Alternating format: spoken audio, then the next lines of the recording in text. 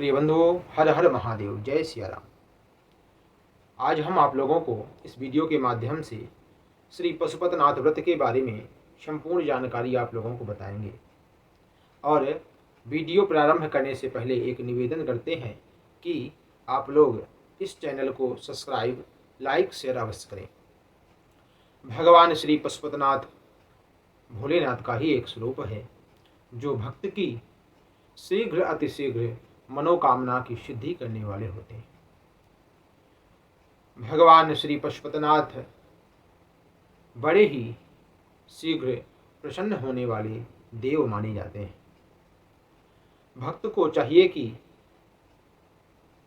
पशुपतिनाथ व्रत को 5 सोमवार बड़ी श्रद्धा एवं भक्ति के साथ करना चाहिए। शिव पुराण के अनुसार पशुपतिनाथ व्रत में 5 सोमवार व्रत रखने का विधान बताया गया है और नियम पूर्वक हमें इस व्रत को रखना चाहिए। अब बात करते हैं पशुपतिनाथ व्रत के विधि के बारे में। हमें चाहिए कि उजेला पक्ष हो, शुक्ल पक्ष हो या श्रावण में अति श्रेष्ठ है। यदि पशुपतिनाथ का व्रत आप श्रावण महीने में करते हैं तो वह बहुत ही श्रेष्ठ माना जाता है। या आप किसी महीने के शुक्ल पक्ष के प्रथम सोमवार से प्रारंभ कर आप 5 सोमवार लगातार श्री पशुपतिनाथ का व्रत एवं पूजन कर सकते हैं। प्रथम दिन प्रथम सोमवार हमें चाहिए कि पूजन की थाली सजा करके थाली में दूध, दही, शहद, घी, शक्कर इस प्रकार से पंचामृत की 5 चीज़ें रखें और जल का एक लोटा भरकर थाली में रखें। चंदन, अक्षत, बिल्वपत्र, पुष्प और माला भगवान शिव को और मूली इस प्रकार से पूजन की सुंदर थाली तैयार करना चाहिए। और भगवान शिव को अबीर, इत्र यथाउचित जो सामग्री आपको उपलब्ध हो जाए, भगवान शिव को बड़ी श्रद्धा एवं प्रसन्नता के साथ भगवान श्री पशुपतिनाथ का हमें प्रथम सोमवार के दिन प्रातःकाल जितना आपको जल्दी हो सके, शीघ्र हो सके, हमें भगवान शिव के मंदिर में जाना चाहिए और भगवान का सुंदर अभिषेक करना चाहिए और भगवान से प्रार्थना करना चाहिए कि हे पशुपतिनाथ, हे भोलेनाथ, हे शंकर बाबा, हम आपका यह पशुपति व्रत रख रहे हैं, आप हमारी मनोकामना की सिद्धि करें। इस प्रकार से बड़ी ही श्रद्धा के साथ भगवान भोलेनाथ से आगे प्रार्थना करिए। फिर बाबा को सुंदर स्नान कराइए।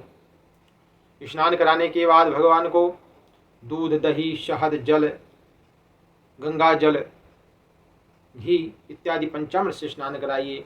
पुनः शुद्ध जल से स्नान कराइए। फिर भगवान को स्नान कराने के उपरांत मूली वस्त्र के रूप में चढ़ाइए।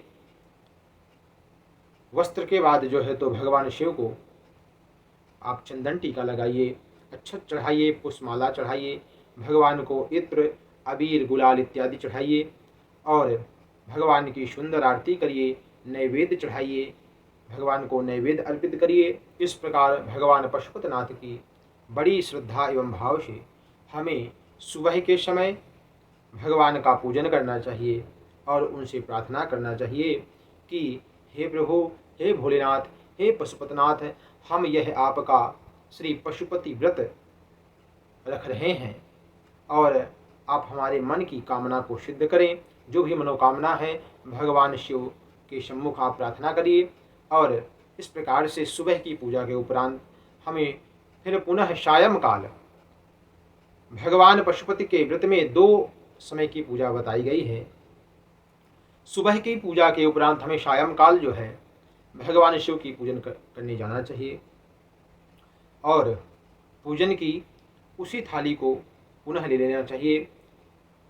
हमें भगवान का पुनः सुंदर स्नान जल से, शाम के समय मात्र आप जल से स्नान कराइए, चंदन, अक्षत, पुष्प चढ़ाइए और भगवान के सम्मुख आप घर से 6 दीपक बनाकर ले जाइए और घर से ही पंजीरी का प्रसाद या खीर का प्रसाद हमें घर से बनाकर ले जाना चाहिए और उस प्रसाद का हमें 3 भाग भगवान शिव के सम्मुख भगवान को अर्पण करना चाहिए और 5 दिए को भगवान शिव के सम्मुख जलाना चाहिए।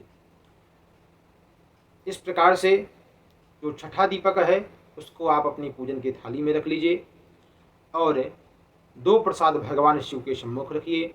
एक प्रसाद को आप अपने थाली में प्रसाद के रूप में ले लीजिए। भगवान को निवेदित करने के बाद फिर भगवान से प्रार्थना करिए, पुनः पशुपतिनाथ से प्रार्थना करिए कि हे पशुपतिनाथ, हमारे घर के विघ्न बाधाओं को आप दूर करें और प्रसन्न होइए, हमारी मनोकामना की सिद्धि करिए। इस प्रकार से भगवान से मंगलमयी प्रार्थना करिए और यह प्रार्थना करिए कि हे पशुपतिनाथ, आप हमारे पापों का क्षय करिए, जो जितने भी पाप हैं वह पाप भस्मीभूत हो जाएं। इस प्रकार से भगवान शिव को बारंबार प्रणाम करने के उपरांत हमें अपने घर जाना चाहिए और घर जाने पर दरवाजे पर अपने दाहिने हाथ की ओर एक जो आपने थाली में एक दीपक, छठा दीपक रखा था, उस दीपक को दाहिने अपने हाथ के दाहिनी ओर जलाने चाहिए और उस दीपक को प्रणाम करना चाहिए और कहना चाहिए कि हे पशुपतिनाथ, आप हमारे घर पर आइए, कृपा करिए और अपना आशीर्वाद बनाइए और हमारे मन की कामना को पूर्ण करना चाहिए। इस प्रकार से घर में जाना चाहिए और जो वह प्रसाद आप लेके आए हैं सर्वप्रथम उस प्रसाद को ग्रहण करना चाहिए। फिर आप भोजन यथाउचित, जो व्रत का भोजन है, नियम पूर्वक हमें भोजन को ग्रहण करना चाहिए। प्रसाद खाने की बाद विशेषतः एक बात और ध्यान देनी चाहिए कि जो वह प्रसाद आपने भगवान शिव के सम्मुख अर्पण करके लाया है, तो उस प्रसाद को जो व्यक्ति व्रत कर रहा है उसी को उस प्रसाद को खाना चाहिए। आप घर में उस प्रसाद को किसी को भी ना दें। प्रेम पूर्वक उस प्रसाद को आपको स्वयं खाना चाहिए। फिर इसके बाद आपको व्रत का भोजन सायंकाल करना चाहिए। दिन में आप फलाहार ले सकते हैं, दूध ले सकते हैं। इस प्रकार से नियम पूर्वक पूजन करने पर भगवान पशुपति प्रसन्न होते हैं। और उसी क्रम में दूसरा सोमवार आए ऐसी ही पूजा करना चाहिए, तीसरे में भी, चौथे में भी, और जब 5वां सोमवार आए तब हमें पूजा का क्रम वही रहेगा, लेकिन साथ में पूजन सामग्री में हमें एक नारियल और श्रद्धानुसार दक्षिणा भगवान को भेंट करना चाहिए और प्रार्थना करना चाहिए कि हे प्रभु, हे पशुपतिनाथ, यह हमारा 5वां सोमवार है और आप इस नारियल को, इस भेंट को स्वीकार करें और हमारे व्रत को पूर्ण करें, हमारी मनोकामना की सिद्धि करें। भगवान श्री पशुपति का व्रत केवल 5 सोमवार ही किया जाता है।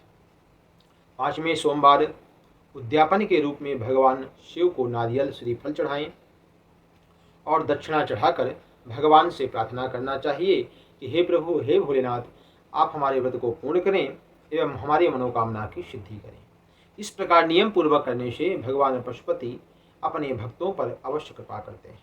बंधुओं, साथ ही साथ यदि आप श्रद्धानुसार उद्यापन के दिन आप सुबह की पूजा में आप रुद्राभिषेक भी करा सकते हैं और फिर नारियल और कुछ दक्षिणा चढ़ाकर अपने व्रत को पूर्ण कर सकते हैं। इस प्रकार से यह श्री पशुपतिनाथ व्रत के पूजन नियम की चर्चा यहाँ पर समाप्त होती है। बंधुओं, आशा करते हैं कि यह जानकारी आपको लाभप्रद होगी। यदि जानकारी आपको अच्छी लगी है तो हमारे चैनल को लाइक, शेयर, सब्सक्राइब अवश्य करें। धन्यवाद। जय श्री सीताराम। हर हर महादेव।